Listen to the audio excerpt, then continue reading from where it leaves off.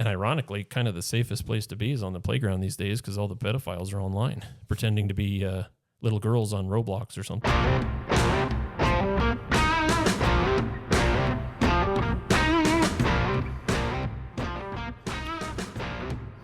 All right, episode 2. Free to think. Welcome back. Welcome back. I'm Cody. I'm Jacob. And we are your hosts, co-hosts. We are. The code host. Code hosts. And the Jacob host. All right, man. Well, all's well. Oh, yeah. I think we've had like 1 million views on our last podcast. Maybe 2 million by now. I may be exaggerating slightly, but... Only slightly. Well, I've got my festive America 250 shirt on because tomorrow's July 4th, if you didn't know. Sweet. Nice. Yeah, tomorrow's July 4th. I think you have a button undone down there. Gonna have to delete that. Might turn the ladies on too much.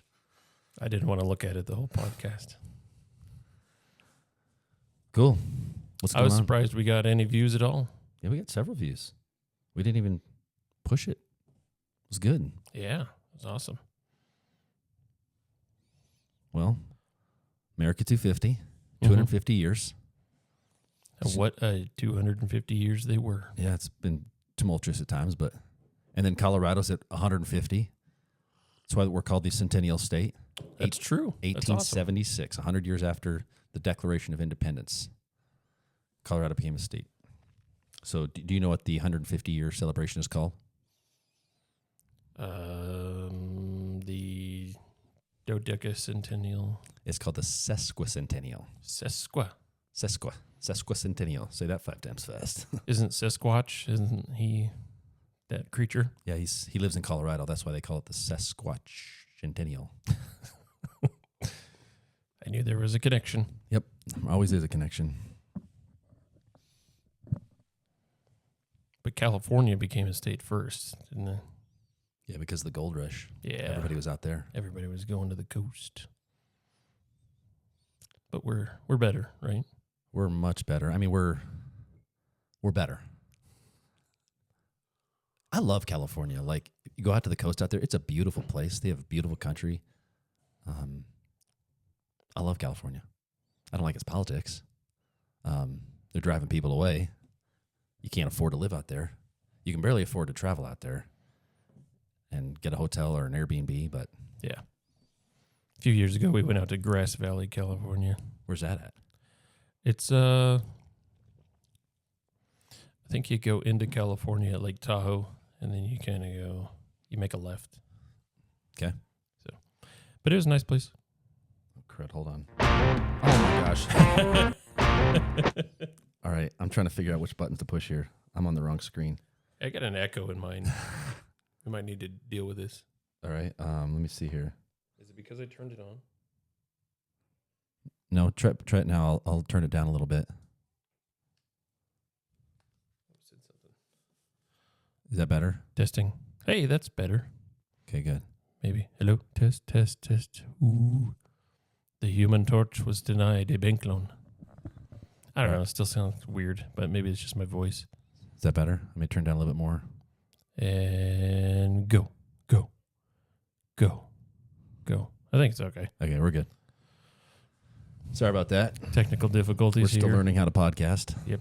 It's early in the morning, too. Yes, it is. So, well, I mean, we can do a little teaser today. We're going to talk about social media and iPhones. Not iPhones, but phones in school. School District 51 a couple of years ago put a new cell phone policy out where there was no phones in elementary school. And then for the older kids, I believe, high school, the policy was you can use it in between the classroom setting. So in between bells, essentially, you could pull it out. You could call mom, dad, check in, all that stuff. But they've got a new policy out this year. And I think it's going to be controversial. It's not controversial in my view. I love it. But I think some people are going to be a little peeved because they can't get a hold of their kiddos during the day. Well, if you're going to do the point, then I have to do the counterpoint. So I have to decide how to support having complete access to any sort of distraction during the day.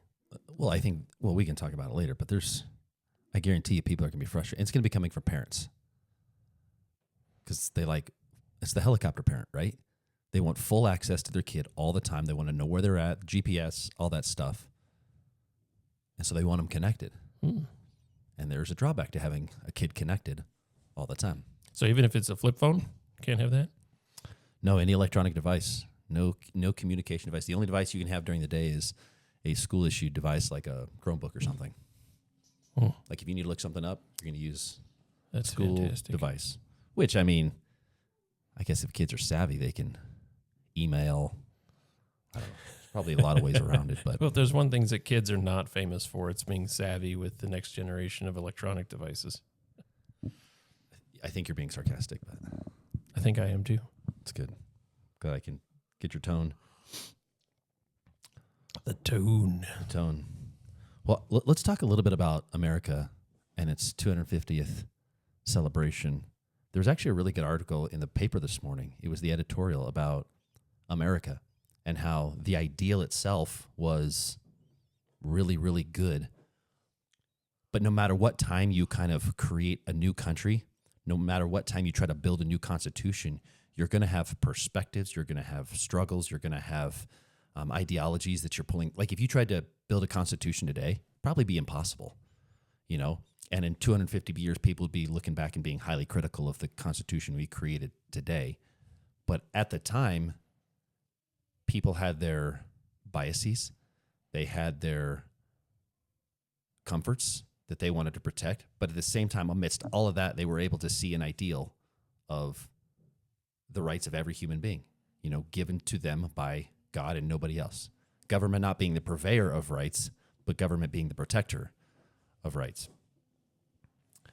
I think it was G.K. Chesterton that said America was the first country founded on an ideal rather than on the blood of a people, on nations, on nation building, on I want it, so I'm going to take it.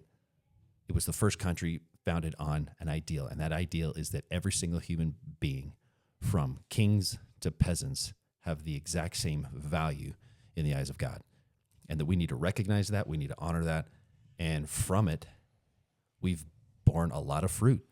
America has been on the forefront of just about everything, every technology, every advancement on the globe, whether it's from medical advancements, technology, GPS, modern technology, modern medicine, you name it. We've been on the front edge of that of those advancements, and it's because of an ideal.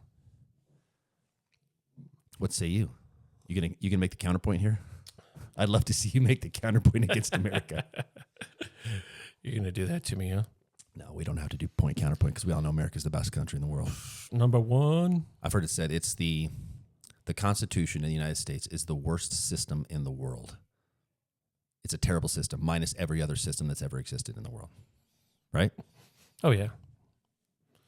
Was that also Chesterton that said that? No, that was not Chesterton. I don't think so.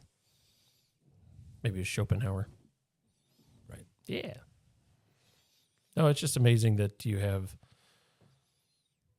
It was really fortuitous that they came to kind of a virgin continent for the most part, and just kind of started with a blank slate of, you know, how can we look at the whole of human history as complete or incomplete as it was for them, and start this grand experiment, because it's, you know, exactly what it was, and start new and say, if we're going from the tenet of freedom or liberty, you know, first of all, what is that? And then second of all, how do you start that, and how do you maintain that for the population? And I think the fruits, like you've said, it's been far from perfect, but it's been the best system that the world has seen up until that point, I think. You know, as Christians, we would argue that the perfect government is monarchy with God on the throne, but I'd say in a fallen world, a constitutional republic that is governed by intelligent, righteous people, it's hard to go wrong with that. So, yeah, given the context we live in, yeah, I mean, the Constitution, I think, is the longest lasting Constitution still alive today. You know, Yeah. That's still honored, and it's And again they tried it in Britain. Didn't it last for like a year or two? Then the king came back. Yeah. So, yeah. I mean, 250 years for this style of that as of yet hasn't fallen into tyranny. Because the Roman Republic, I mean, it basically was it Augustus, right? Was the first Roman emperor. I think so. Because they kind of gave him powers and he never relinquished. So it became the Roman Empire. Yeah, they didn't have any checks and balances. Yeah. And I mean, the fact that this system, I think the founders would be, I think they would be a little perturbed to see where we're at today. Mm-hmm. But in the long run, I think they'd be happy that it has lasted for this long. Like, I mean, them having understand the context of history, if you told them back then that this system in 250 years was going to be alive and strong, will it have its problems? Yeah, it's always going to have its problems. Are we going to have tyrannical-like leaders trying to get into power? Always, but there's going to be a check against them. I think if you told them that they was still going to be alive today, running strong, they would be pleasantly surprised that this great experiment had lasted so long. Probably so. Do you think it accomplished what they set it out to accomplish? I do. I mean, it only improves on itself. It's a self-correcting, self-improving document. Not document, but it helps and self-improves not only itself, but its people, right? Like its gravity, it's towards the right of every human being to be free, to make their own decisions, to the goodness of humanity. Like that's where its gravity is towards. A dictatorship is towards, its gravity is towards whatever the dictator wants. Yeah. If it wants to expand its territory, if it wants to take over people, it's his or her only view is to stay in power. And the gravity is towards that. And that can lead to some atrocities. It usually does. It almost always does. But when the value is towards human dignity and that every single person, regardless of their station in life, has inherent value and dignity, that's a good focus. That's a good gravitational point. So if you could add one check or balance or something that changed the original Constitution, knowing 250 years later, you could tell the founding fathers, hey, put this in there, what would it be? Well, I think many people today would like to see term limits on Congress and Senate. And I honestly go back and forth because, I mean, isn't the ultimate term limit the electorate every 2 years on the House and every 6 years on the Senate? Ideally. I mean, we just saw Diana DeGette, who is a House of Representatives from the state of Colorado, who I believe first got elected in 1998. Yeah, it was, like 30 years or something? Yeah, it was almost 30 years ago, and she just got unseated in a heavily Democrat area. Mm-hmm. Now, albeit she got unseated by a Democratic Socialist, but nonetheless... In a primary vote. In a primary vote, but nonetheless, she got unseated, and so there's her term limit, right? But I think there's also value in having term limits because the office itself, the incumbency of the office comes with great momentum and power. You know, It's hard to beat an incumbent, good or bad. It's hard to beat an incumbent unless they are absolutely terrible and frustrating everybody. Then you can possibly beat an incumbent, but that's why you've got incumbents in there who have literally been in office longer than you and I have been alive. You know, Joe Biden, obviously not in office, but he was in office longer than you and I, and we're 40 and 39. Yeah, man, you're almost 40. You're getting old. I know. Hey, but not old. So yeah, I think I would love to see them have that conversation because those guys were brilliant. I'd love to see what they have to say about it. Yeah, about term limits. Maybe the ultimate term limit for them was just the life expectancy. It's like we don't have term limits because average person dies at 45 or 50 or whatever. Yeah. I don't know what the life expectancy was, but certainly they didn't. The norm was not people living into their 70s or 80s. Yeah. So didn't Nancy Pelosi get started in JFK's? She was like a intern for JFK or something. I have no idea. It was something way back. Maybe not that far back, but maybe. Let me find out. I'm doing a little searchy search on it. Oh, on your Nancy Pelosi was first elected United States House of Representatives in 1987. So during the Reagan administration. Let's see. I thought there was a picture of her with one of those old Democratic presidents. Maybe it was Jimmy Carter or something. But That's when she first got involved in politics. Yeah. But it was decades ago. Yeah. But yeah, I mean, she was elected in the 80s.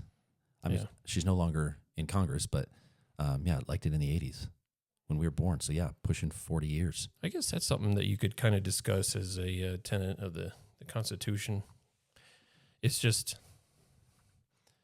and maybe it's a moral question, but the refusal to relinquish as you get older, to relinquish resources or power to the next generation. I don't know. What do you feel about that? I think it's laudable when, because there are several House of Representatives who have done this. They've self-committed to term limits, just to say that the office itself doesn't have power over me. And many of them have been true to their words. There have been some who have broke their promises, because I think the allure of staying in power and being connected it's probably like the Lord of the Rings, and it's probably like Gollum a bit. It does something to you, and you have to have that ring. Some of these Congress people look like Gollum. They do. Well, they've been in there for so long, and they've been so close to that power. It changes you. It's corrupted. It is absolutely corrupted people. So for people to go in there and self-limit themselves, I think shows an incredible amount of self-will, discipline, and a commitment to an idea that is laudable. So we got 2 terms for president. What would you think the term for a House of Representatives? The limit. I would think either 8 or 12 years. I would be okay with 12 years, because a lot of times I'm a commissioner. I'm in my 6th year right now. And I feel like maybe the last year or so, I've finally hit my stride. I know enough people. My net is cast wide enough. When I've got issues, I can reach out to enough people. So 12 years, I feel like, and that's what like our sheriff, our DA, I think and then our coroner, I think are all 12 years, 3 terms, 12 years. But I feel like that's a good, healthy term. I'd be fine with 8 or 12. I think that gives 12 gives them enough time to get in there, get senior leadership positions, get connected. But no more than that. I mean, we limited the president's terms. I don't remember which amendment it was, but it was in the 40s when the president in the 40s. Oh, because after FDR. FDR, yeah, because FDR served Truman. Three terms? Eisenhower. Yeah, but he served 3 terms, I think. I think he was on his 4th when he died. Was he on his 4th term when he died? Yeah. So I think they realized that there's just, especially for that executive, that highest power, there's just too much danger, I think, in having a president around for too long, And so that turnover, I think, is a good thing. Yeah. So, but yeah, and then the senators are served for 6 years. So 2 terms for senators and maybe 6 terms for House of Representatives. So they all can serve up to 12 years. Now, I mean, the design of the Senate, though, was at the beginning was to not be a populist movement. The whole design was they stand above the populist movement as kind of an anchor for certain things. So they used to be selected by the state legislature. Yeah. And which was a good idea. I understand we're always going to have a gravity towards populist movements. It's why the way we elect presidents today is kind of under attack, because they would like to see it as more of a populist movement. So that way, basically, California and New York are basically selecting our president. Where today, you have the Electoral College, which kind of averages it out across the states. Every state has, whether you're a small state or big state, has a little bit more of an equal say in who becomes president. Because they have the same amount of electors as their representatives and senators. Yep. And so those senators are kind of the equalizer. Yeah. Because every state, whether you're Alaska, that doesn't have a lot of population, or whether you're California, which has a ton of population, there's a bit of an equalizer. Now, population still matters, because the state of California, based on their representatives, has like 42 representatives. Representatives. Representatives. I thought they were higher. It might be like 55 electoral votes. Well, let's find out. Keep talking so I don't awkward silence. Yeah, going back to this, and then I don't want to sound ageist, but I do think there's this. I don't think it's laudable, to use your word, if someone holds on to power well into their 80s and they prevent like 2 generations of people from participating in the electoral or the the public process, just because, like you said, it's hard to seat an incumbent. So if you have a representative that's been in Congress for 40 years, there's so many people that probably would have been able to be elected, and they were probably younger. They were probably more representative of the population. Yeah. So I think term limits are a good thing, and it should be mandatory. Yeah. Maybe even for judges. But I think it's because you almost need to do two things. You need to force the older wizened folks to sunset a little bit so that you can force the next generation to step up, right? Mm-hmm. If you have somebody who has just, been in leadership for 60 years and then all the underlings don't get the chance or don't get the, purpose or reason or whatever, they're not forced to actually grow up and be into that leadership position, I think you're kind of shooting yourself in the foot. So, I'm all for term limits. I agree. And the argument against that is, well, the voters are the greatest term limit. But because of the power of incumbency, the only time we see a turnover generally is when you have someone maybe is kind of radical and you get another radical and they get juxtaposed and the one radical wins. And so you never get this like moderate turnover. Like what happened in the 3rd Congressional District where Jeff Hurd beat Lauren Boebert, it doesn't happen very often. You don't get some, like Jeff Hurd is an incredibly intelligent, principled Republican. Like those type of people just don't generally win these types of elections. And the fact that he won that election is still just mind-boggling to me. The way it all went out, I know he didn't actually run against Lauren Boebert. She jumped districts because she probably figured she might lose the 3rd district. She'd only won it by 500 votes the year before. So that doesn't generally happen. What generally happens is like Diana DeGette in Colorado got beat by a Democratic socialist. Now, I think Diana DeGette was pretty liberal, pretty far to the left, pretty extreme in some of her views.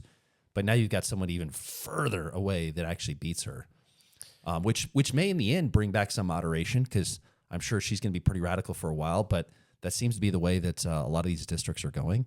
A lot of these states, New York, California, Colorado, Washington, we're getting some pretty radical left characters. And you could probably say the same for the right. In some states, you're getting some pretty radical right characters. Yeah, not that I've really seen, but maybe they don't stick out as much. But I think, part of the process is these crazy radicals. Hopefully, the radicalism will just kind of burn itself out, and then you can return to more of a moderate stance.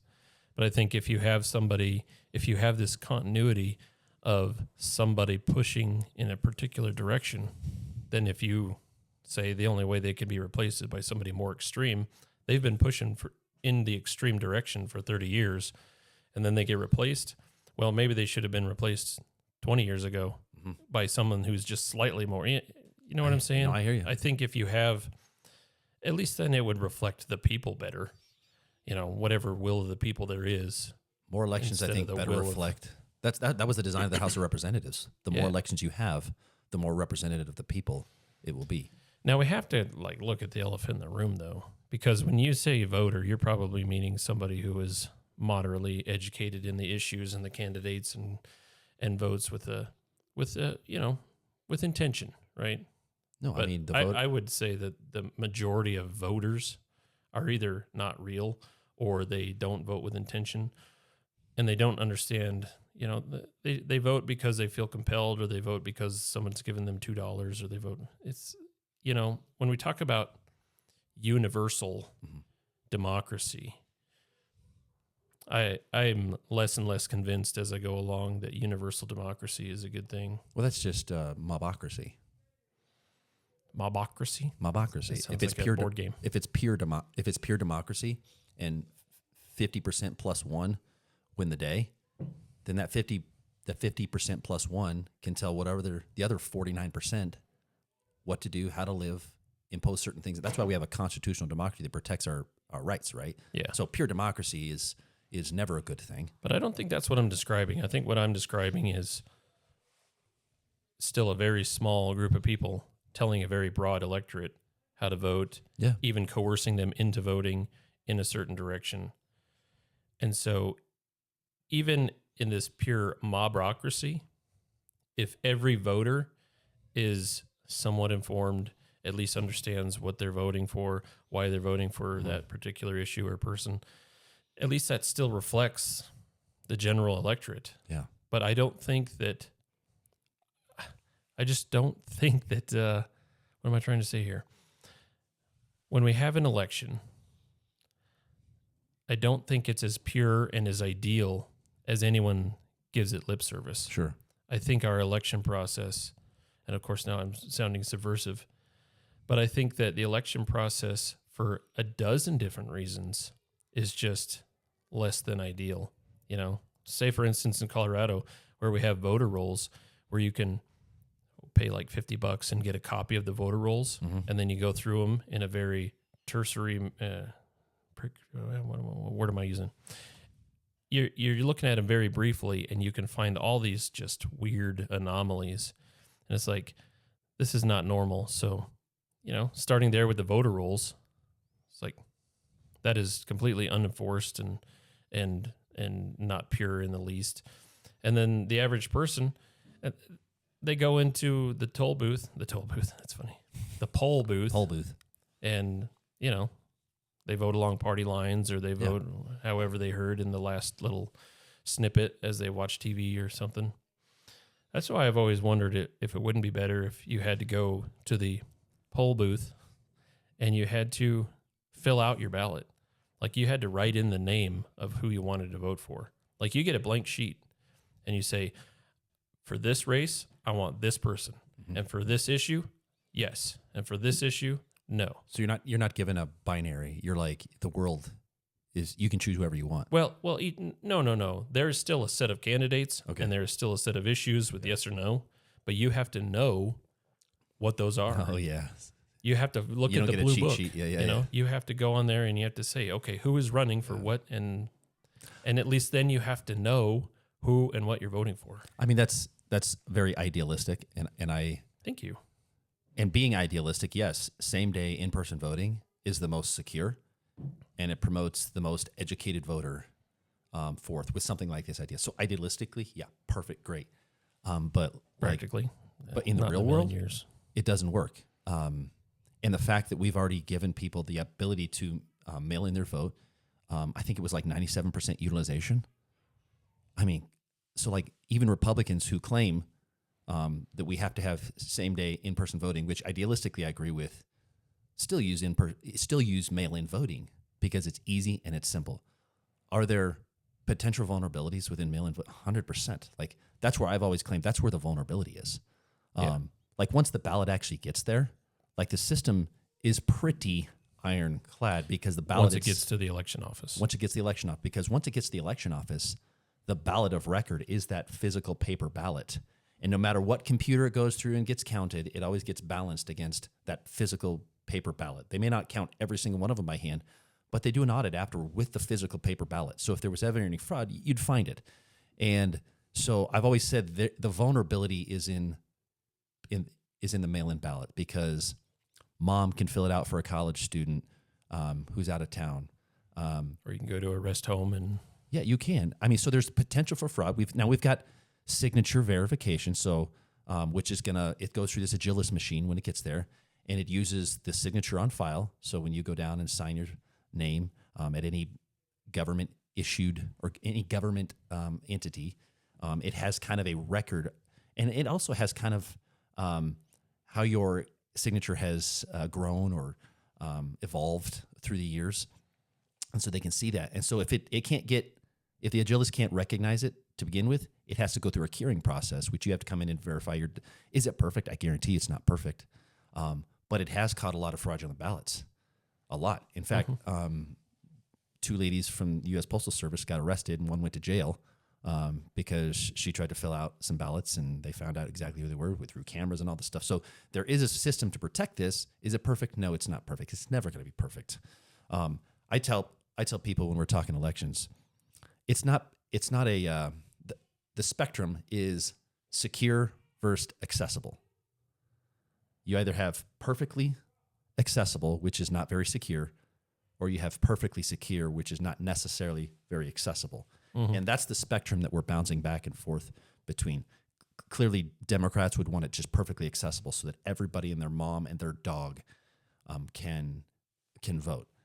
Whereas Republicans seem to, and I'm generalizing, I'm painting with broad brushes right now, but Republicans would say, no, it's got to be perfectly secure, which means you're going to have very few or a lot fewer people voting. And yes, there's probably political motivations on both ends, but there's also pure motivations on both ends. I think you ask any general voter, do you want the elections to be secure? They're going to say 100%. I want them to know that my vote counts. Then you ask any general voter, do you think voting should be accessible? Like, do you think we shouldn't have Jim Crow laws where we make voting inaccessible, or you'd have to have a certain bar or something like that? No, I think if you're an American citizen, it should be rather simple for you to go and vote. And I think most people would agree with that. Now, some people say, no, we should have a high bar. You should be an intelligent human being to go and vote. But that's not the American ideal. It's if you're a citizen, you get to vote. And we shouldn't put any type of real obstacle in place. And so, again, that spectrum between accessibility and security is kind of that spectrum that we're on. What if there was a practical way we could land in the middle? Well, I think that's what the tug and pull is. Do you think we're in the middle now, or where on that spectrum do you think we're at? I think we're towards accessibility. Sure, with mail-in voting. But here's what I think. What about this? Throwing this out there. What if you had to re-register every 10 years? I don't think that's wrong. I mean, liberals, Democrats are going to say, welcome to Jim Crow again. You're forcing people to do something that's... My phone is ringing. Hold on. You're forcing people to go above and beyond. You're putting too much of a hurdle in people's way, But with any other system, whether it's a driver's license, like we understand the value in having someone renew their driver's license because they could have gone blind in the last 10 years. Let's make sure they're not blind. Yeah. Now, you can still blind if you're, as a voter, you can still vote if you're blind. Right. But the whole point is that maybe you've moved to California, maybe you've moved to New York, and we don't want you in the voter rolls anymore. Yeah. So re-registering to vote every 10 years, I think is a phenomenal idea. Like, the only argument against it is that, oh my goodness, what if so-and-so can't get down to the office and do it? What if they're paralyzed? We're the United States, and we can figure this out. But can we please at least try to verify and have a process of like culling the voter rolls, which we do, but can we get better? I know we can get better, So you say we do have a process of culling the voter rolls? We do. The clerk and recorder can send out mail to voters based on the voter rolls, and if that mail bounces back, she can move them to inactive. So like when we sent out checks a few years ago for Tabor refunds, we had the clerk send those checks out. And when those checks came back to her, she could, by law, move some of those voters that got return mail, to inactive, and they would have to come back and inactivate. So it may have been that they moved or something like that, but we're getting mail back, which means they don't live there anymore. So they need to go either update their address or re-register to vote and make it active. So we're constantly doing that process. Does every county do that? No, not every county does that. But in Mesa County, our clerk and recorder is doing her best, her level best, to make sure that our voter rolls are as accurate as possible. Now, on the margins, are we always going to have people on there that don't belong in there? 100%. Are there always going to be some fraudulent votes that make it in? Probably so.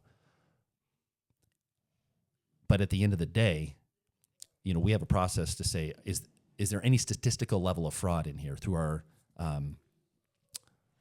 audit process on the front side and on the back side? And we're doing our level best. They're doing their level best to make sure that doesn't happen. Is it perfect? No, it's not. Will it ever be perfect? Probably not. In your opinion, do you think that a county that's on the other side of the political aisle, you think they're culling the voter rolls? I don't think they're culling the voter rolls to the extent that Mesa County is. So there's a little bit of a gray area. If they say, this person might be inactive. I don't think they're inactive. I think every county in the state of Colorado is probably following state law. Do I think state law could force some better culling practices? I do. However, the state legislature is made up of a majority of Democrats. And when you start talking election integrity, they roll their eyes because we can't practically talk about election integrity because we have a former clerk and recorder who went off the rails, who broke just about every law she could in that office to try to prove nothing. And so when you talk election integrity, they think Tina Peters, and they roll their eyes.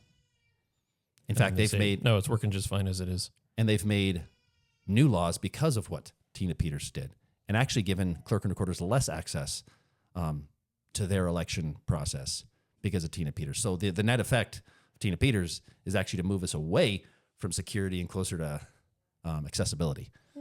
So yes, it's a hard conversation to have at the state legislature right now because they just roll their eyes. They see it as a radical, unhinged idea. So we need rational human beings talking about practical ways to make our elections better and more secure. So what would that look like? I mean, okay, say, for instance, in 2030, they say, we're doing away with the voter rolls as they are. We're hitting delete. Then we're getting everybody who has a legitimate right to vote, they need to re-register, right? So what would that look like? You'd send out mailers, you'd send out YouTube ads, you'd advertise on CNN. Hey, in Colorado, effective this date, if you are a legitimate voter, you need to go and re-register. I mean, I like the idea of an expiration. Just like we have in our driver's license, whether it's 5 years or 10 years, your voter registration ends at this date. Oh, so not a blanket delete. delete. Not a blanket delete. But I mean, at some point you're going to have to start the clock. Yeah, I like that. But I think it should have to be in person. Like if they do that in person. Register in person, yeah. Yeah, if they do that in person, then a mail-in ballot is much more palatable, I 100%. Think. Because then you're at least showing ID and proving that you're... And I'm not convinced that we don't already have that process, that the first time you register to vote, you have to show some type of ID. Because usually you register to vote when you're at the DMV. Yeah. Not the DMV. When you're at the clerk and recorder's office registering a vehicle or something like that, they'll ask you, do you want to register to vote? And in the process, you've already showed them ID to prove that you are on title and different stuff like that. So I believe that process to some scale already happens. But yes, I think we could make it more ironclad. And then to re-register to vote after 5 or 10 years, whatever it is, yeah, you got to bring in an ID and say, yes, I'm a registered voter. I'm a citizen of the state of Colorado, and I'm allowed to vote. I think that would give people a lot. And if you don't, then you don't receive a ballot in the mail. Now, you can always go in, because we have same-day registration here in the state of Colorado, which means if you're not registered to vote and it's election day, like last Tuesday, you can literally go in at noon, register to vote, and vote and cast your vote. So, do you need documentation to do that? Yeah, 100%. You need documentation. So I think it's the same process that, hey, why didn't I receive a ballot this year? You can call the office. Well, that's because your registration has lapsed. Come into the office, you can register, and you can vote right there. Does that mean a few more people aren't going to vote that year? Probably. And that's going to move that on that spectrum. It's going to move us back a little bit towards security versus accessibility. Yeah. But there's got to be some type of investment, right, into voting. Or else it's worth nothing. Well, maybe another side note is just the fact that we get such low voter turnout is because there is such a low bar, a low cost of entry to the voting process that people think voting is just worthless. It's not worth my time. Who cares? It doesn't make a difference, right? And it's a tragedy because, I mean, as much as we're a constitutional republic, but one of the foundational tenets of the American experiment is that you, as a cognizant, rational human being, have a right to participate in this system. And when you just throw that right away flippantly because it doesn't seem valuable to you, is that not just a betrayal of the of what's on your shirt right there? 100%. I mean, idealistically, yes. And again, it's hard to say perfectly right, perfectly wrong. I understand the left side about accessibility. I get it. Like, our country has kind of a speckled past when it comes to making sure certain people can't vote. Mm-hmm. And so that makes them nervous. I think it's kind of an absurd notion that we're trying to keep people from voting today based on race or gender or anything like that. I think that's an absurd notion. Is that a straw man? It is a straw man, and they use it to gain more votes. They use it to gain more popularity and get more people elected. That the boogeyman's trying to take your vote away, and I think it's an absurd political argument. Yeah, that's happening today. But you would say the demarcation line is citizenship. If you're not a citizen, you should not vote. I think 98% or 99% of the United States believe that. I think there's a very small margin of people who are saying, yes, you can come into this country illegally, break all of our laws and vote. I may be wrong, and that margin may be bigger, but I'd say the vast majority of people. See, that's why we need just unbiased, unpolitical analysis, because it's what are the facts, right? Mm-hmm. It's like how many, because this is what I've heard. I heard that illegal immigrants come into the state of Colorado, they get a driver's license, and then at that time, the person behind the desk registers them to vote. And if it's happening in Metro Denver, more than likely that registration is going to be on the Democratic side. So it artificially inflates the voter rolls on the Democrat side, and then they get a ballot sent out. So I've only heard that this is what happens. But if this is what happens, then we need to deal with that, because obviously that's a loophole where non-citizens can have the ability to vote. And obviously the access bar is far too low in that case. So I know it's a different type of driver's license, and I'm sure there's examples of them getting the wrong type of driver's license and then getting registered to vote. And I'm not educated in this area. This is why we need to have like the clerk and recorder on and tell us all about this type of stuff, how it happens, and maybe that's a future podcast. But yes, that's a concern, is that illegal immigrants or a legal immigrant, but not with the ability to vote in the United States elections. And there are some cities, municipalities, home rule municipalities who are giving immigrants the right to vote. Like, you're a part of our community, and even though you're not a citizen, we're going to allow you that right to vote. There are many municipalities who are doing that, which I guess is their right. They're a home rule. They can kind of make whatever rules that they want. And I guess a state could make that same rule if they wanted to. However, on the books, you have to be a citizen in the state of Colorado and the United States to vote. So it's a problem of enforcement. Yes. And I know when immigrants come into the U.S., a lot of them come in here to work, get work visas, and so they want to get driver's license. In the state of Colorado, that does create some problem, because we automatically register to people vote in the state of Colorado. So if you go in and update your driver's license, if you go and register a vehicle or anything like that, you're automatically going to get registered to vote as an unaffiliated unless you check Republican or Democrat. So obviously there's a vulnerability right there. Mm-hmm. And I've talked to the clerk and recorder about this before, and there's a process where you can get a driver's license. It's not a standard driver's license as an immigrant, and it doesn't register you to vote. I'm sure there's fraud. I'm sure there's accidents that have happened, and I'm sure we can find examples of illegal immigrants or even immigrants themselves who have been registered to vote. But more information later on, maybe a future podcast on that. But all right. But what I think we're really here to talk about today is... Are we done talking about America? Because I love America. Oh, I love America. We've already talked about America for 45 minutes. What is something that is just so good about America that you could just end this segment with? So, a couple things. Oh, I just said one. Okay, I'll do one. Oh, okay. Yeah, you can do a couple. So, last weekend, we had 3 firefighters who gave their life for this community. And those 3 firefighters don't even live in this community. They traveled from outside the state of Colorado, outside of our area. I believe at least 2 of them were outside the state. But they traveled from other areas of the United States. One was from Michigan. I can't remember their location. I think one was from Arizona. Yeah. But regardless, they traveled from another state here to protect our community, and they laid their lives down for this community. And they didn't even know us. And that's what this country has done for years, whether they're first responders running into the World Trade Center, running up the stairs, not down the stairs, whether they're police officers who run into danger instead of away from danger, whether they're military men and women, whether they're firefighters, wildland firefighters, you name it. We have this heritage of sacrifice that we can only keep this thing. We can only protect rights. We can only protect property rights if we're willing to sacrifice something.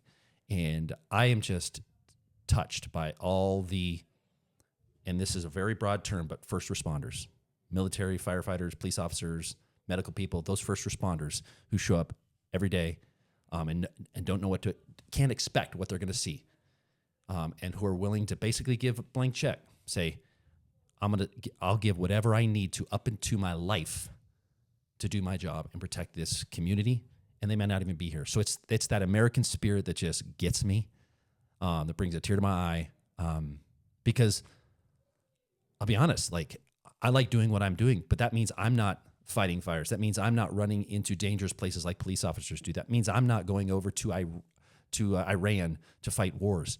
It means I get to wake up and have a cup of coffee. It means I get to take my kids to school. Those mundane activities that we take for granted every day is because we have people on a daily basis putting their lives on the line for me and you. And beyond constitutional stuff, it's just that spirit of sacrifice that America embodies. Whereas other countries, dictators, they sacrifice their constituents to protect them and their fiefdom. Americans lay their lives down for their fellow man or fellow woman, to protect their rights. And it's a beautiful system, and I love it. So that's my one thing. Wow. I'm blown away. So, but yeah, you touched, and maybe you've touched on the human aspect of it, right? Because these the three people that, man, it breaks your heart. Mm-hmm. But, to live in a country where you don't have to, you're allowed to just trust and love your neighbor. Mm-hmm. I mean, that's a biblical ideal right there. Yeah. You could have a neighbor completely other side of the political aisle, religious aisle, whatever, but you can trust and you can love that neighbor. And there's nothing that says you can't. In fact, it's encouraged, right? It is.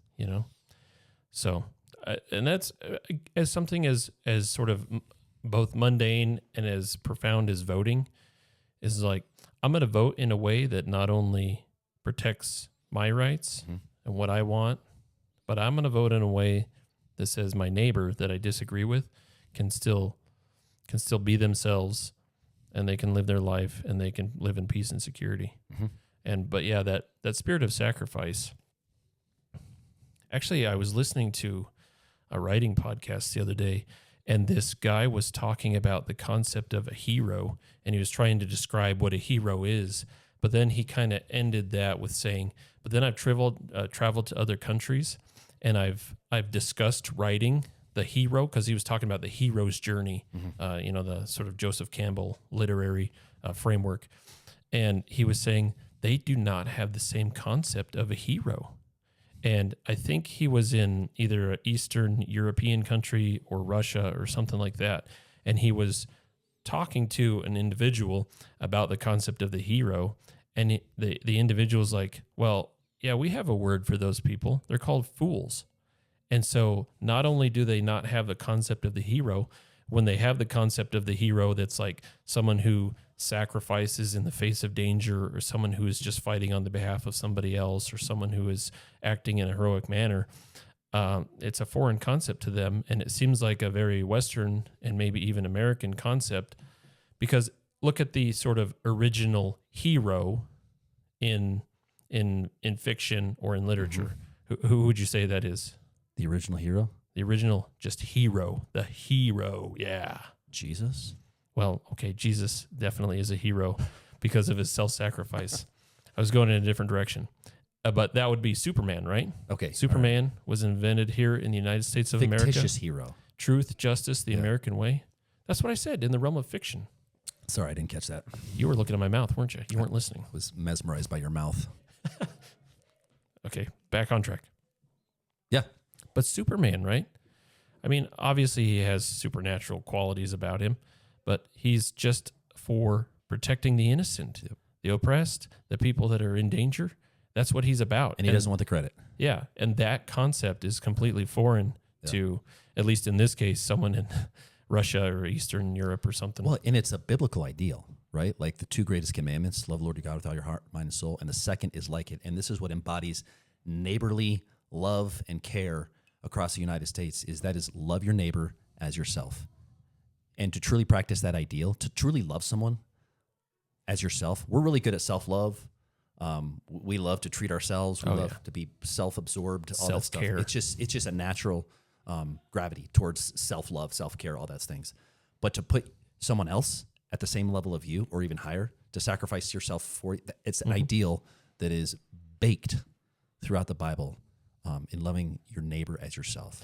And I think it's one of those eternal truths of just, the strength of a community. You remember that movie 300? Yeah. I didn't watch it, but... Yeah. So they were talking about their battle strategy and how in order for the phalanx or whatever it was called, right, you have this line of soldiers and they all have a shield. And Leonidas was saying the strength of our line is because each man supports the shield of his neighborly man, right? Mm-hmm. And it's not just a bunch of individual shields. It's a bunch of interlocked shields. And you have to trust your neighbor, and your neighbor has to trust you. That's good. So in the United States of America, man, and I think we're losing that to some extent, and that's a tragedy. Yeah. But we still live in a country where, you can go to bat for your neighbor, and you can be fairly confident that your neighbor will do the same for you. Yeah. And it's because we both believe in that ideal that you were talking about. Yeah. So, it breaks my heart that people they live here and they don't love America, because I live here. And as I study more history and philosophy and religion and everything, the more I love this place. But it's unbelievable. It's literally unbelievable that we can live in a place like this. But those who attack the idea of America, those who hate the idea of America, are really promoting the antithesis of love your neighbor as yourself. It's really more about a self-love. I want to do what I feel like doing. And if anybody does anything different than that or anything, it's an attack on me. I'm the victim because I can't do exactly what. And it's not about anybody else. It's not about self-sacrifice. It's about me. And it's that ideal that is kind of crumbling the foundations of America. Yeah. And speaking of things that, it's okay for people to experience hard times and difficulties and not have the ultimate inconvenience, tell me about this law that you were just alluding to. Well, it's not a law. So a few years ago, School District 51 put in place a cell phone policy.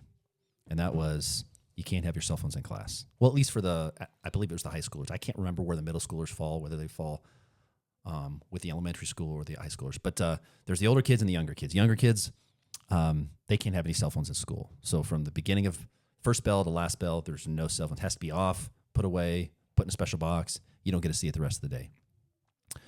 High schoolers, however, they could use their cell phones in between classes, which means it's always on. They can check their smartwatches, all those things, which I think accomplished certain things. At least when they were in class, they were a little bit more focused.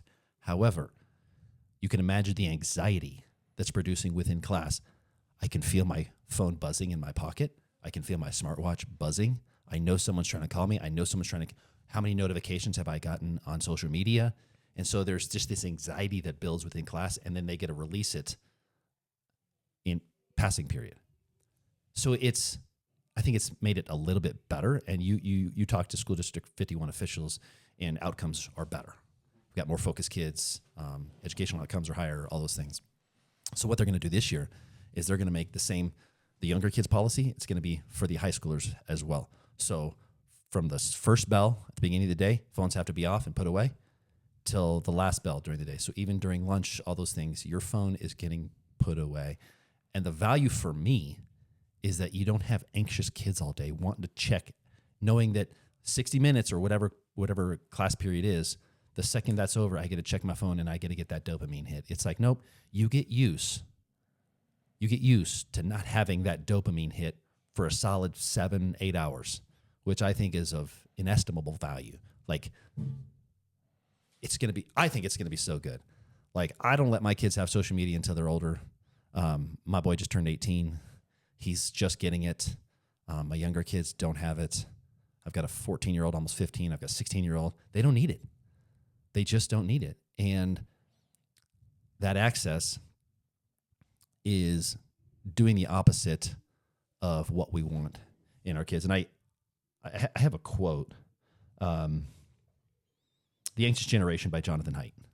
I'm reading it right now. Yeah, it's a really good book, and I'm paraphrasing, but he said, we've gone from overprotecting children in the real world while underprotecting them online. And that has produced a lot of unintended consequences. Think back to the 70s and 80s, 90s, when you and I grew up. We didn't have social media. We didn't have the only electronic we had was an Atari or a Nintendo or something like that. And if you played it for more than an hour, it started to heat up and it was basically on fire. So it's like you just had limited access to these things. Or you got to the point where you're like, what am I doing? What am I and doing? Then you went outside. Your mom said, hey, go down to the park. So you took yourself down to the park. You learned how to cross a road without mom and dad. You learned how to worry about danger properly. You had to get creative because you were bored, all these things. So we were kind of underprotected probably in reality in the real world back then. Like back in the day when TV first came out, they do a public service announcement and be like, hey, parents, do you know where your kids are at?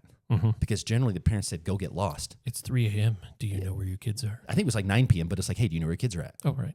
Maybe you should go check in on them, because nowadays you probably know exactly where your kid is at. You got them on GPS. Mm-hmm. You know exactly what they're doing. They're up in their room on their phone, completely addicted. And so we've gone from helicopter parent now. You've gone from underprotecting to helicopter parent now, who knows exactly where they're at. They don't want them outside. They've got masks on. They're completely protected from the outside world. Yet we've connected them into basically the Matrix, and they're downloading viruses, right? They're downloading anxiety. They're downloading all these things that is just tearing away at their little lives. And so, yes, I think this policy is a step in the right direction, and I champion. I've talked to my kids about it. They're like, Dad, but then I can't text you, call you in between classes. And I said, yeah, that's an inconvenience, because there's sometimes I need to get a hold of you. But guess what? I can call the school. I can say, hey, can you go get Reese out of class because I need to talk to her? That's the way we used to do it. And it worked. And it worked just fine.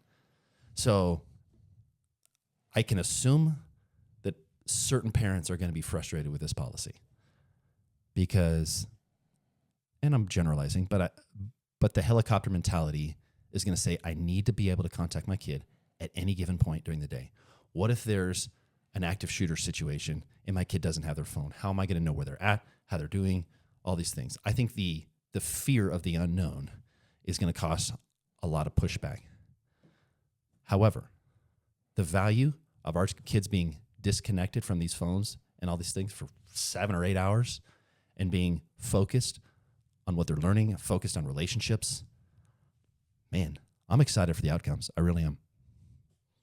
Well, that's good. Now I have to do the counterpoint. No, I'm not going to do that. I agree. I would even go farther. I would say that I am, at the very least, mistrusting of the fact that we need any sort of technology in classrooms. The reason I say that is if you look at the quality of the students produced over the 20th century and 21st century, mm-hmm. It's gone in this direction, right? Correct. If you look at the amount of technology in the classroom, it's done this, right? And so it's very easy to see that there is, at best, no benefit to having technology in the classroom to producing well-rounded, well-educated children. Mm-hmm. So you have to go back and say, what is the purpose of the educational institution? Now we can, go back and say, well, the Prussian model of education is wrong and blah, blah, blah, blah, blah. But if you just have children going into a building, it's basically got two purposes, right? One is to educate, and the other is to train socially, right? Yeah. And so if you look at technology, you don't need technology for either of those. If you have a group of 30 students all going out to recess, they are going to learn how to socialize because you kind of just put them in this little mini crucible of society mm-hmm. called the playground. Yeah. And they're going to learn things, good, bad, or otherwise. And yeah, you'll have a mediator there, which is a teacher, hopefully keeping a watchful eye on stuff. Mm-hmm. But you have disagreements. You have agreements. People are playing, having fun. People are getting hurt, blah, blah, blah, blah, blah. That's life. Yeah. And if you take that away from students, from children, that's something that needs to be there and is missing, right? Yeah. And Jonathan Haidt talks about the play-based childhood and how the low-stakes play-based activity of your youth is very valuable when you're transitioning into the high-stakes game of being an adult. So, and to do that, you don't need technology. What do you need? A soccer ball, right? You need a basketball. A shovel. You need shoes. You need a shovel. Yeah. You need to dig. You need to climb trees. You need to scrape your knees and figure out, there's consequences to my actions. Yeah. The other thing is that, okay, going back to the American experiment, I was reading Amusing Ourselves to Death by Neil Postman. He was saying that probably the highest literacy rate in the entire world in the late 1700s was colonial America. And what that did was that it sort of made the environment for this American Constitution, for this American experiment way of thinking to come to fruition. And it was because there was an extremely high literacy rate and an extremely high education level for kind of the average person, right? Yep. So they were kind of cut from a different cloth as far as being high level thinking individuals, which we see reflected in the Constitution. And how did they learn? The printed word, right? They had books. They had the ability and the will to learn from those books, right? They had history books. They had science books that were current to that day. But nowadays we have this situation where we have like instantaneous access to more information than anyone in the human history could ever dream of. And we are less literate. We are less educated. We are less civil. And so I believe technology in classrooms should be getting rid of, or at least sequestered, right? Because when we were growing up, we had computer class, right? Mm-hmm. It's obvious to know that we need to be able to use computers because obviously they're not going away. But the other information, the way you digest and process and everything, I think it needs to be through the printed word again. Yep. Because again, there's a high barrier to entry, right? You have to sit down, you have to read these black shapes, and you have to interpret them in your mind.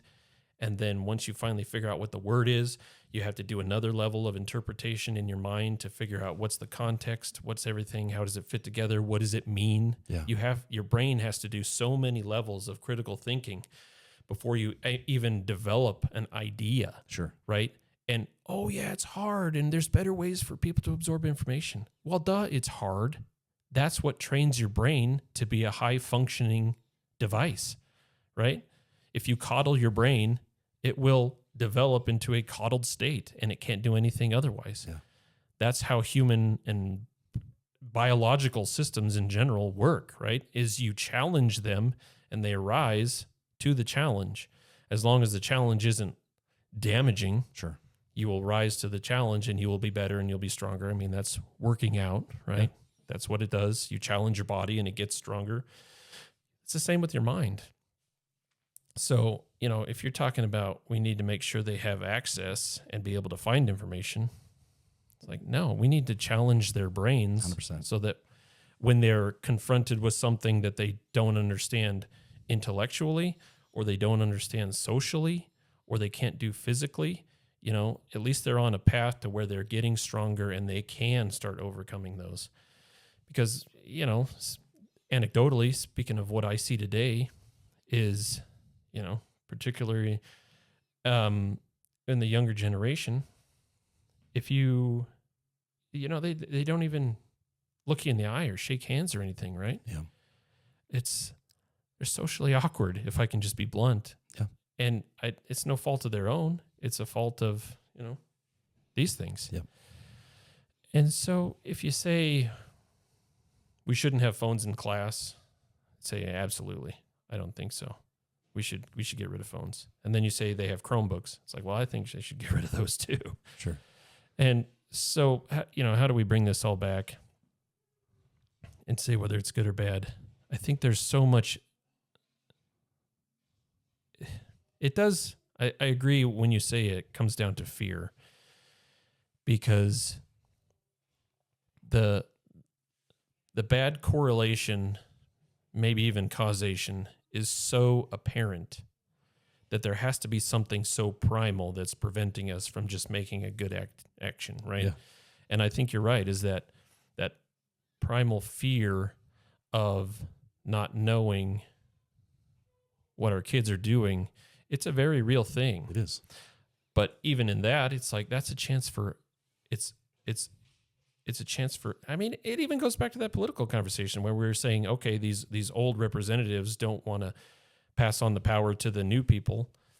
It's like us as parents, if we make the decision to trust, right? Faith and trust is a very hard thing to do, but we make the decision to say, on whatever level is appropriate, I'm going to trust my child to make good decisions, and I'm going to retreat as they advance so that they can become an adult someday. Sure. And when you say helicopter parents, it's also ironic that we helicopter in the real world and then we're totally absent in the virtual world. We have no idea what's going on. It's almost like, extreme example, right? Totally hypothetical. If every other kid was walking around with a gun and playing Russian roulette, and your kid came to you and said, Dad, everybody's playing this game. It's so fun. It's so exciting, but everybody's doing it. So I need a gun so I can go play Russian roulette. Is there one chance in a billion that you would allow your kid? No chance. No, you wouldn't do that. But here we have something that maybe is not so obviously dangerous, but it's subtly dangerous in many ways. Yeah. Suicide rates, depression rates, self-harm rates have all gone up, and it correlates to social media being on your phone in your pocket. Well, I think it was Jonathan Haidt who said it. It may not have been Jonathan Haidt, but in regards to social media with kids, he said giving a young girl social media when she's in her developmental stage is like giving a suicidal man a gun. Yeah. I mean, they're similar, right? The damage and danger that you can do with that.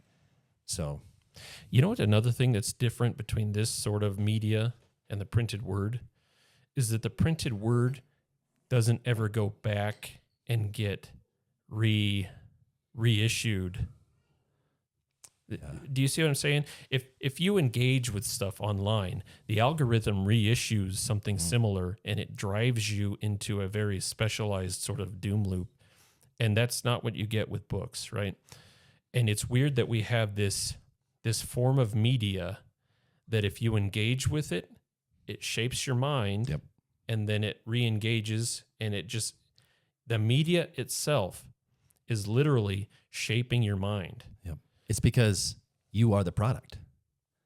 These social media companies are selling billions of dollars in ads, and the only way they can do that is if they guarantee your fixed attention. Yeah. And so when they guarantee that fixed attention to an ad buyer, they can say, we can guarantee this person's going to be fixed, and we're going to continually feed them this stuff on loop. So we've got them addicted. We've got them hooked.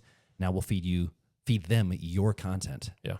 And so it's by design. You've got these billion-dollar companies who have social scientists, who have technical scientists, and their only goal is to get you completely fixated on something so they can feed you information. Like, it's a terrible feedback loop. And now, given that AI is developing such a skill to produce, I mean, say for instance, the thumbnails on a YouTube video, right? YouTube creators will tell you that they have like 25 thumbnail designs for any given video, and then they send it out and they see which ones perform the best. Yep. And those are the ones that they keep feeding into the algorithm, right? That's like that's when you watch a video on YouTube and you see the thumbnail and then you never actually see that image in the video. It's because that thumbnail is what got you in there, Yeah. or it's just barely any part of that video. But now, if they can do the same thing, but instead of somebody having to go in and spend 3 hours creating a thumbnail, if AI can do it in 1.8 seconds and then they can reissue it, they can track in real time. Yep. I mean, that loop gets ever smaller and ever shorter and ever more like distilled and potent. Yeah. So yeah, to have, and it's just as addicting as, because it is brain chemicals, like you said, dopamine. Yeah. It's these dopamine pathways in the brain that get triggered, and they get triggered on ever smaller scales, time scales. And it's just suddenly then you're in that mode, right? And, I feel that as an adult. You feel a literal pull to go scroll through, and it's almost like gambling too, because you sit there on YouTube and you're scrolling through and you look at 50 videos that don't interest you, and then you hit one that's like, ooh, that sounds interesting. Dopamine hit, right? Yep. And suddenly you've pulled the slot machine handle, and it's now ching, ching, ching, ching, ching, ching, ching, ching, ching, ching, ching, ching. That's what's happening in your brain. And you'll spend another hour just to get that feeling again. Yeah. Yeah. Yeah. And so imagine a kid in school that posted something at 7 a.m.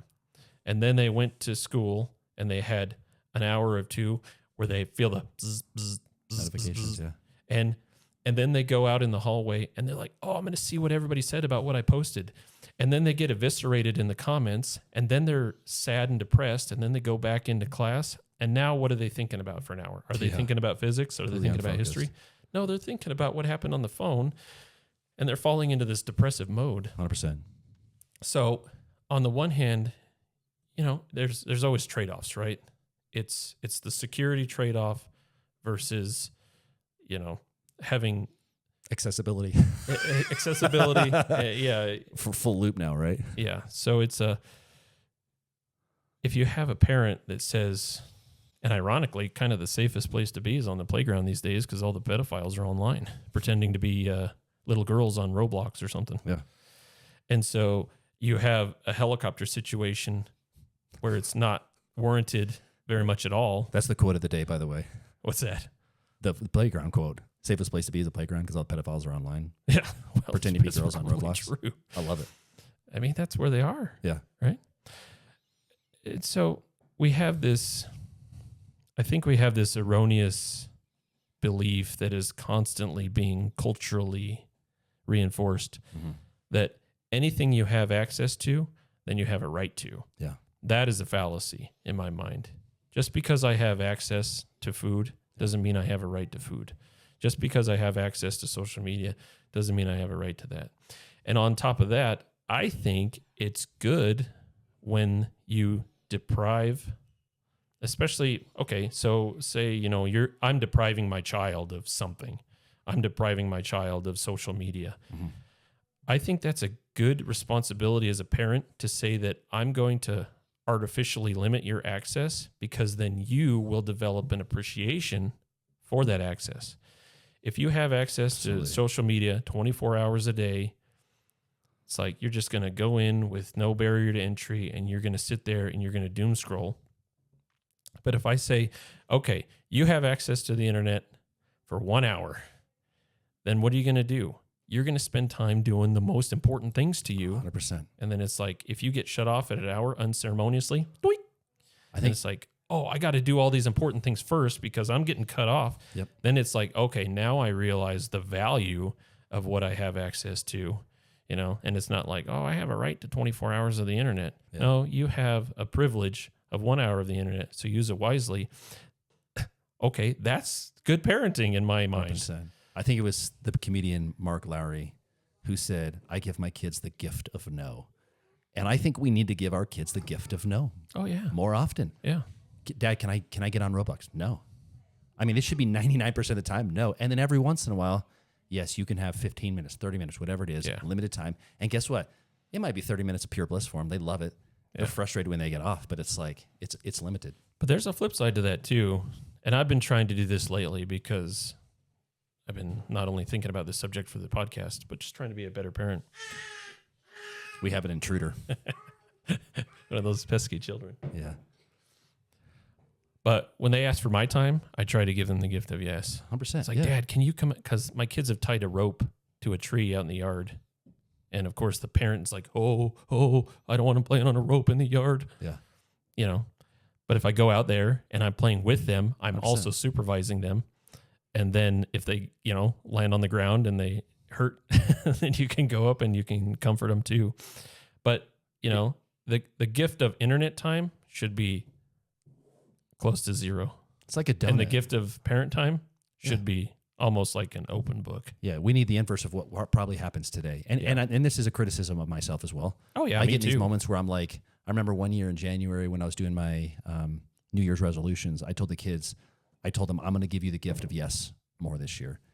And it's funny because throughout the year they would say, Dad, you want to do this? I'm like, I'm a little busy. And they would remind me, you said you were going to give me the gift of yes. And it was like all that guilt. I'm like, yeah, you're right. This can wait. And I'd go out and do something with them. But I think we talked about it weeks and weeks ago of you can parent your kids and then your kids can parent you back. Oh, yeah. And if you work on that bi-direction, then they get raised so much better because then they say, okay, this is not just some totalitarian dad that's laying down the law.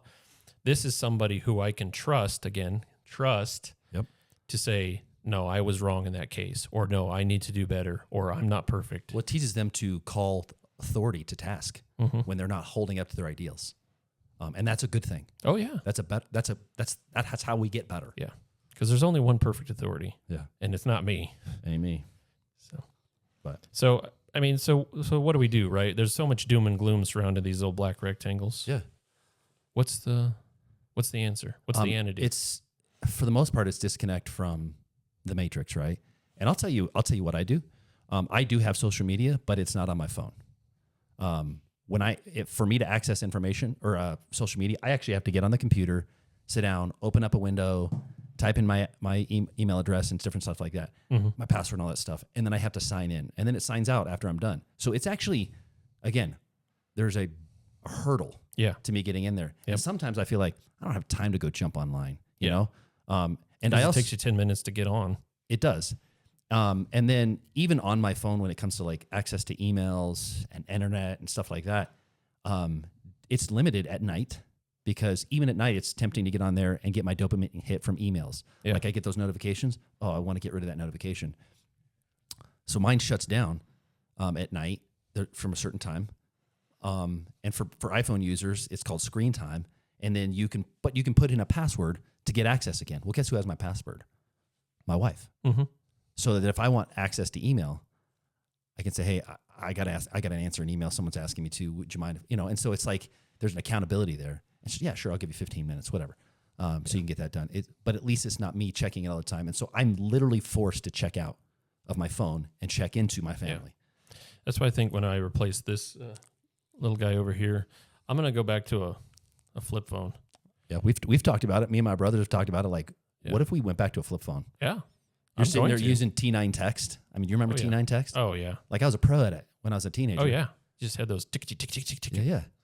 And you probably had better grammar and better punctuation. And it's probably. I mean, but it's the reason why we got those abbreviations to begin with, like TTL, I'll talk to you later, whatever it is, LOL.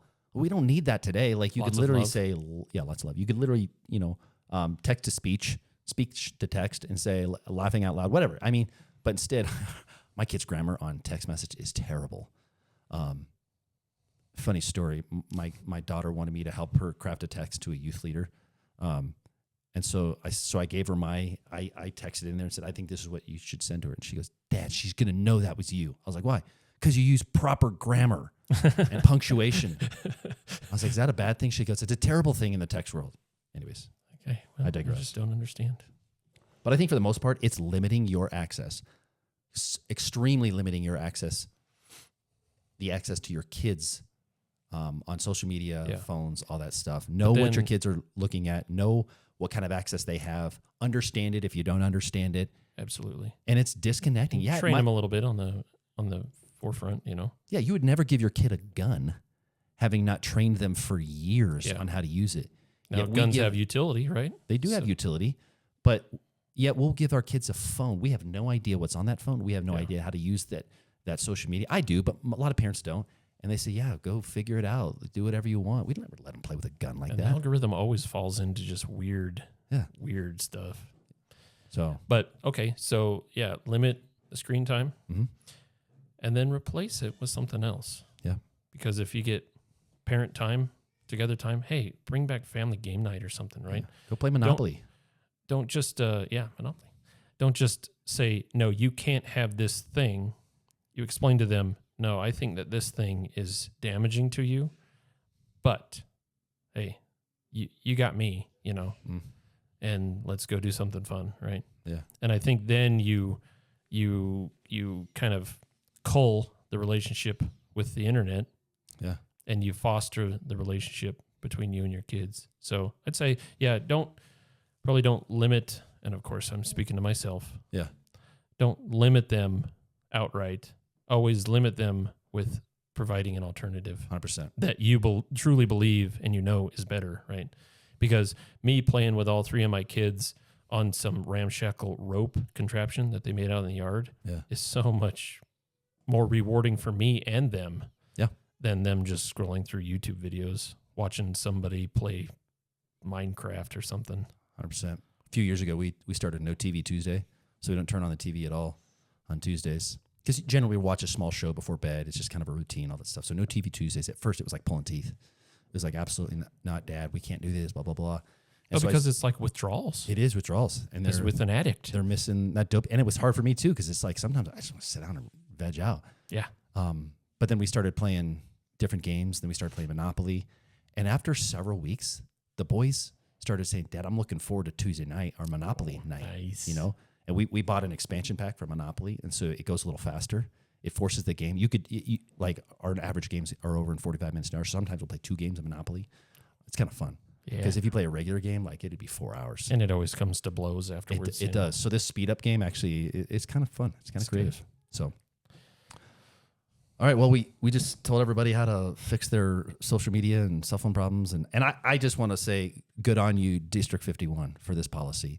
They were trailblazers on the front side of this when they first put their policy in. The rest of Colorado was watching District 51 in Mesa County, waiting to see what the aftermath. Now other school districts have caught on, and now District 51 is taking the next step. So good on the school board, good on the president of the School District 51, all that. Like they're doing a great job, and I couldn't be more happy to see this happen. I mean, it definitely is refreshingly surprising to hear this sort of policies coming out. Yeah. Because, I mean, there's so much in schools that are going the other way, and you're just like, okay, finally, it seems like a win, Yeah. And the students won't see it as a win initially. The parents may not see it as a win initially. Sure. But I think the good, durable, long-term benefits are going to show up. It's like, who wouldn't want a kid that comes home after school and is just calmer, less anxious, just more disconnected from the virtual world? It's like, who wouldn't want that, right? Everybody wants it. We just don't necessarily know how to get there, but I think there's a path forward. Yeah. Or the getting there is scary and painful. It is. Let's disconnect, though. So we'll get any final words for the good of the order? I don't know. The order of the good? So here's what happens is I always rewatch these. Yeah. And then I actually listen to what you're saying. And I'm like, that Cody, he is so wise. Yeah, likewise. And it's just like, man, I was worried about the last one, because it's like, oh my goodness, what did I say? But then I was listening, and it's like, man, these guys. Well, and it's active listening. Like I tried to do more of it today because you're right. Sometimes you're thinking, okay, how am I going to respond to this? Yeah. But like active listening is a thing, and you get better response and you get more engagement. Yeah. So I actually tried to practice active listening today with you. I didn't ignore you completely today. So very good. But, all right, man. Well, as we always say.